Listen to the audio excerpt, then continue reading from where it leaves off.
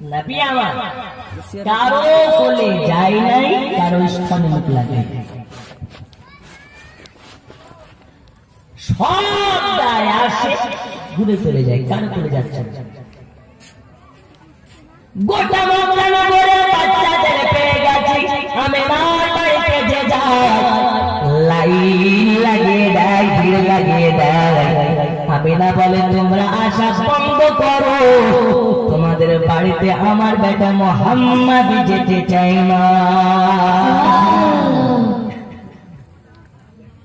আসলে আল্লাহ পাক রেখে দিয়েছেন কার জন্য? হালিমার জন্য। এজন্য বলি বাবা, সবরের ফল খুব মিষ্টি। সবর যার মধ্যে থাকবে আল্লাহ তাকে বেশি বেশি ভালোবাসবে। এটা আমার কথা নয়, এটা আমার আল্লাহ পাকের কথা। জোরে কোন সুবহানাল্লাহ।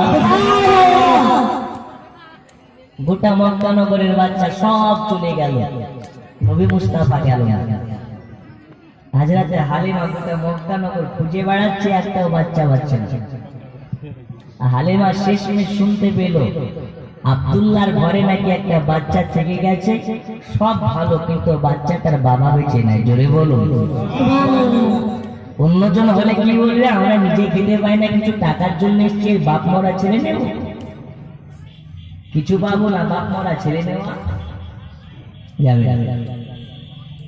হযরত হালিমা তো সাদিয়া বলতেছি, ওগো আমার স্বামী হারিস, চলুন না যায় আমেনার ঘরে, ওই বাপ মরা বাচ্চাটাকে যদি আমার নিয়ে যায় ঘরে, আল্লাহ বাপ মরা ছেলেটার বরকত আমার ঘরে দিবে ভরে। আল্লাহ এতিমকে যে ভালোবাসে, আল্লাহ তার ঘরে রহমত ভরপুর করে দেয়।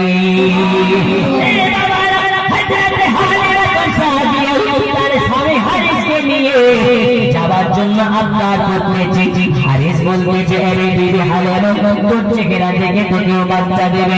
গায়ের মাংস গুলো হাড়ের সাথে লেগে গেছে, মাথার চুলগুলো খুশকো খুশকো হয়ে গেছে। আমি তোমার সাথে যাব না, তুমি একাই গিয়ে ঘুরে এসো, আগে দেখো তোমার ছেলে দেয় কিনা। যদি ছেলে দেয় তাহলে তোমার সাথে যাব, আর যদি ছেলে না দেয় তাহলে আমি যাব না। এই কথা বলে এক জায়গায় বসে গেছে হালিমা তো সাদিয়া রাসূল পাক সাল্লাল্লাহু তাআলা আলাইহি ওয়াসাল্লামের আম্মা জানের ঘরে যাই।